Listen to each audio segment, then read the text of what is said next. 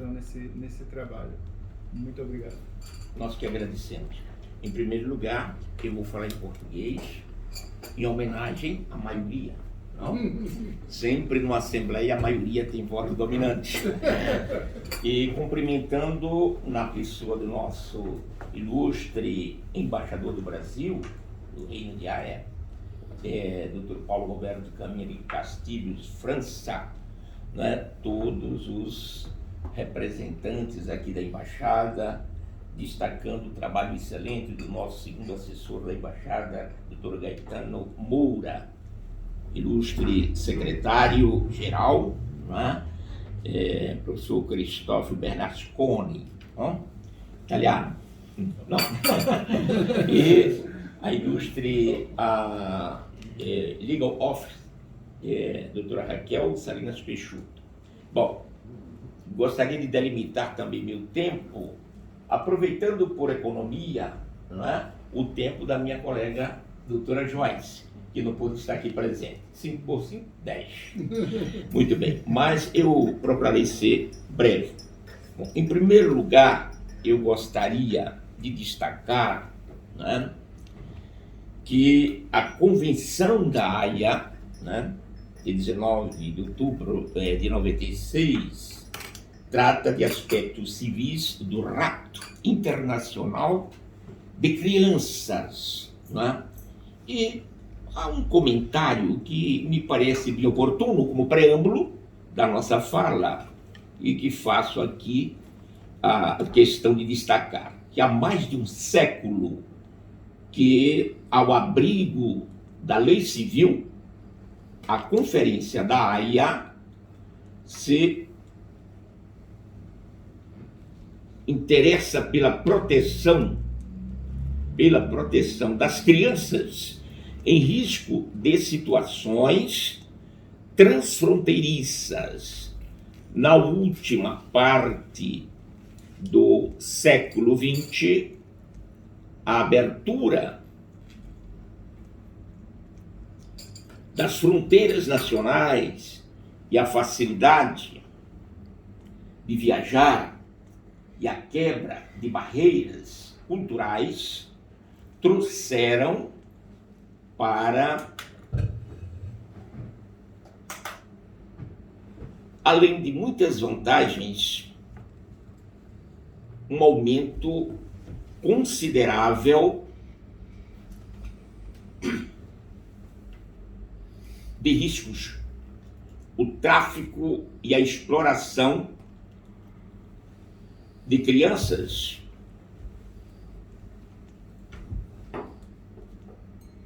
em meio a desastres naturais tornaram-se grandes problemas. Há casos de crianças apanhadas no tumulto de famílias transnacionais desfeitas em litígio sobre a guarda e a relocalização. Manutenção de contatos entre a criança e ambos os pais, e o esforço crescente de assegurar o apoio transfronteiriço à criança, para além de ter havido um aumento de relocações transnacionais de crianças, quer através da adoção internacional, quer através de acordos de curta duração. Portanto, este relato, para a nossa reflexão, mostra que o nosso Tribunal Regional Federal da Primeira Região, com sede em Brasília e com jurisdição sobre 80% do território nacional, com um seleto número de magistrados federais, que hoje alcança o número de quase 500 magistrados federais da Primeira Região, e com competência absoluta para tratar desta matéria, posto que envolve em última análise, direitos humanos. Nós firmamos uma sólida jurisprudência no nosso TRF da primeira região, que era através da 5ª turma que presido e da 6ª turma, que compõem ambas as turmas, a 3ª sessão do nosso tribunal, mas posso afirmar com experiência própria que, estando no Tribunal Regional Federal da Primeira Região, há praticamente 23 anos de magistratura e mais 17 anos como juiz titular da 6ª Vara Federal de Brasília, nunca encontramos algum caso que se encaixasse neste relato de rapto de criança. Nunca. Posso aqui resumir os inúmeros casos que nós julgamos e damos prioridade absoluta no julgamento, até por determinação do CNJ, é que tudo surge no campo fático com épocas de festejos carnavalescos no Rio de Janeiro ou na Bahia, onde o gringo estrangeiro chega ao Brasil e se encanta com as mulatas brasileiras. E aí terminam fazendo uma união estável ou realizam um casamento, vão para o estrangeiro e lá procriam. E o filho ou os filhos, não é, nascem e passam a viver num meio ambiente familiar completamente hostil ao meio ambiente familiar que aquela jovem mulata possuía no Brasil. A família brasileira, isso é um dado importante, prezado colega Guilherme, é diferenciada das famílias europeias e americanas do norte. A família brasileira, sabemos, ilustre embaixador, é composta de papai, mamãe, vovô, vovó, materno, paterno, tios maternos e paternos, sobrinhos maternos e paternos, né? E até bisavós. E além disso, amigos da família, uma macrofamília. Bem, com o passar do tempo, aquela jovem começa a perceber a agressão que o companheiro representa para seus filhos no estrangeiro. Aí ela tem que usar daquela psicologia da mulher brasileira. Dizer, olha, meu amor, eu preciso visitar minha família, porque já faz 1 ano, 2 anos, né, que nós saímos de lá. E, portanto, eu gostaria que você me concedesse alguns dias, né, para visitar os meus familiares. E aí consegue. E ao chegar no Brasil, a criança é abraçada com o calor da família latina. E aquela esposa que já viveu triste experiência no estrangeiro, logo consegue amparar o seu filho, os seus filhos, num ambiente escolar seguro, não é? Num ambiente familiar seguro. Portanto, o que a Convenção de Haia descreve como exceção passa a ser a regra. E a regra é que passa a ser exceção.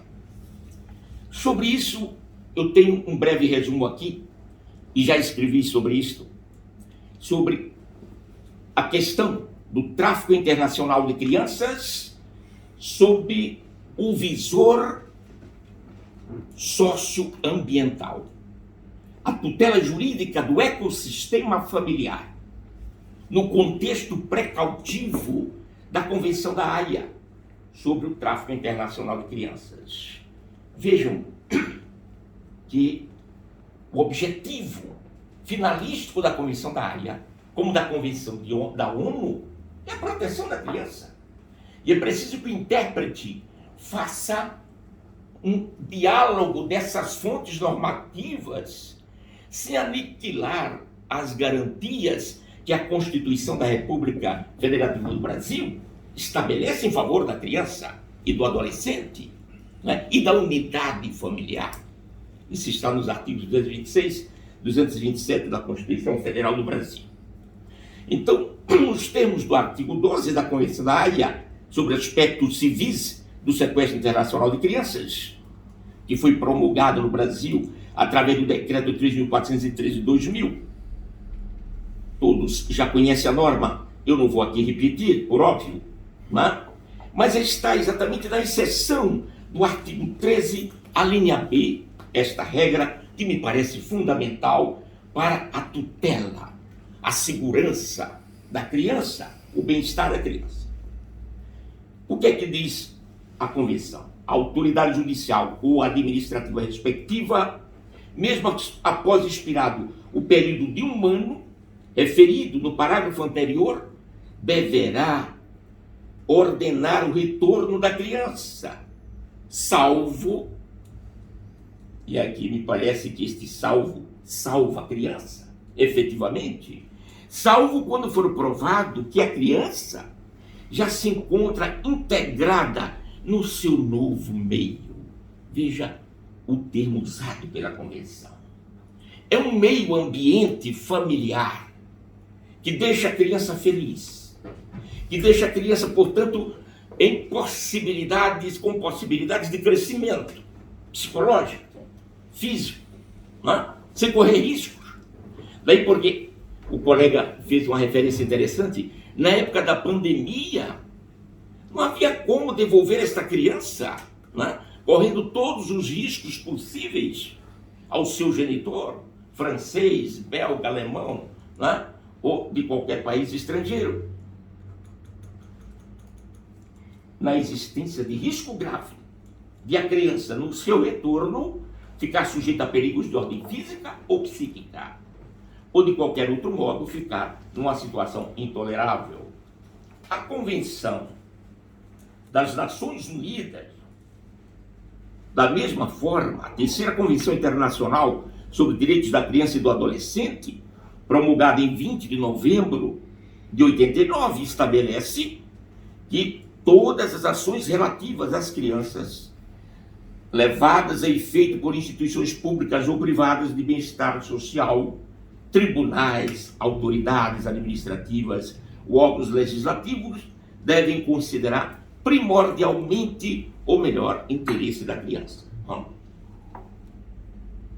E é nesse contexto de um diálogo normativo dessas fontes legislativas, Constituição do Brasil, a Convenção Internacional da ONU e a Convenção da Haia, que nós temos que buscar exatamente a melhor interpretação para a tutela precautiva do bem-estar da criança. Há de ver-se também que o princípio dirigente, como já destacado, não é? Nos artigos 12 e 13, é o melhor interesse da criança. Não é? E nesse contexto, destaca-se ainda a inspiração histórica do maior jurista brasileiro que brilhou aqui em terras da Haia, Rui Barbosa. Ninguém como Rui Barbosa descreveu um ecossistema familiar, mesmo que naquela época ninguém pudesse imaginar que o ramo do direito mais importante seria o direito ambiental, que diferentemente do direito civil clássico, onde a vida começa no útero materno e acaba com a morte, o direito ambiental vem dar uma resposta de eternidade. Devemos pensar também, né, no bem-estar das futuras gerações. Isso está na nossa Constituição, no artigo 225. E é nesse contexto que Rui diz que a pátria é a família amplificada. E a família divinamente constituída tem por elementos orgânicos a honra, né? A disciplina, a fidelidade, a bem-querença, o sacrifício. É uma harmonia instintiva de vontades, uma desestudada permuta de abnegações, um tecido vivente de almas entrelaçadas. Multiplicai a célula e tendes o organismo, multiplicai a família e tereis a pátria. Sempre o mesmo plasma. Eis o ecossistema familiar. O mesmo plasma, o mesmo sangue, né? O mesmo calor humano, o mesmo sentimento. Os homens não inventaram, antes adulteraram a fraternidade, de que Cristo lhes dera a fórmula sublime, ensinando-os a se amarem uns aos outros. Diligis proximo tum, sic te ipsum. Eu estive, a pedido da minha ilustre colega, juíza de ligação, hoje presidente do Tribunal Federal da Sexta Região, Mônica Fuentes, com uma comissão de desembargadores, membros do Ministério Público Federal, a visitar os tribunais, né, americanos que tratam da aplicação da Convenção da Haia em defesa da criança, e também as ONGs, né, americanas, que são várias, que cuidam deste assunto. E uma destas reuniões assim, em mesa redonda, uma ilustre advogada, né, lá de uma ONG americana, criticava a justiça brasileira veementemente, porque a justiça brasileira é morosa, não cumpre a Convenção da Haia, não devolve a criança no prazo legal de um ano. Então é preciso que vocês reflitam sobre isso e passem a dar cumprimento à Convenção Internacional de que o Brasil é signatário. Eu respondi para ela, é que Vossa Excelência não aprendeu umas fontes da exegese romanística. Os romanos possuíam duas palavras importantes para a interpretação. A primeira é interpretare, da primeira declinação latina, que significa uma interpretação literal, que não diz nada nem vai a lugar nenhum. E a segunda, e a perfeita interpretação sistêmica, vital, eles usavam o verbo da quarta declinação, scire, que significa saber. Scire leges, saber as leis. Non ocesti verba earum tenere, tangere.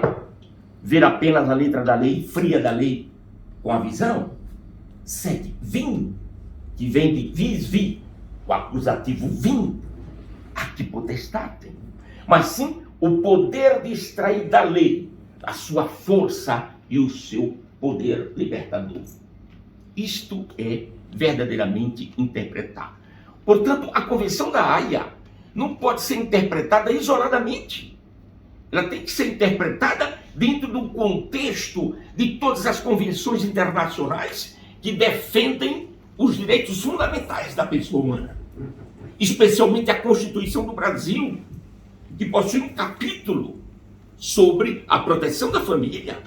O Estado e a sociedade têm a responsabilidade de defender a família, de defender a criança, de defender o adolescente.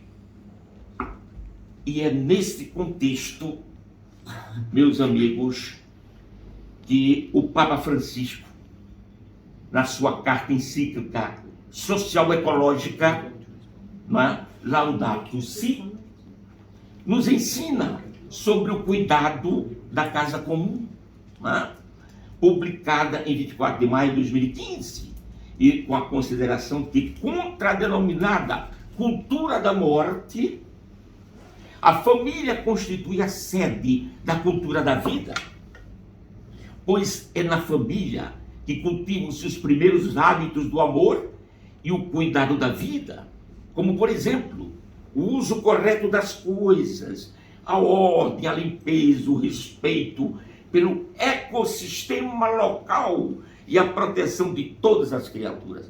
Vejam que visão do Papa Francisco. Ele visualiza um ecossistema local familiar, porque o meio ambiente é isto. Nós precisamos entender que o meio ambiente tem que ser visto numa visão global, mas também vivenciado localizadamente. Tá? Então é com essas considerações que eu gostaria de dizer que o nosso Tribunal Regional Federal, em todos os casos que julgamos,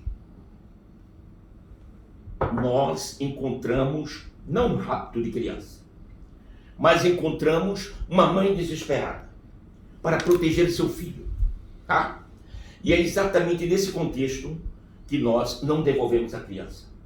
E até porque nós temos uma justiça que nos Estados Unidos não tem, que é a Justiça Comum de Família. A Justiça Federal do Brasil não cuida de questões familiares. Então, o caso é levado à Justiça Comum para definir, exatamente através de um estudo psicossocial, analisar como é que está a criança psicologicamente reagindo, não é, a este quadro, não é, que resulta sempre em preocupações, principalmente daquela ou daquele, pode ser o pai, que está junto do seu filho e que tem o maior interesse em protegê-lo. Para concluir, meus amigos, e definitivamente concluir, eu pediria que os senhores pudessem refletir sobre essas palavras que escrevi ao final, num dos sonetos que pretendo logo em breve sair publicado no meu livro, com esse título: Nunca desista de ser feliz. É perfeitamente oportuno este poema para a conclusão desta minha fala, e que diz o seguinte: nunca desista de ser feliz.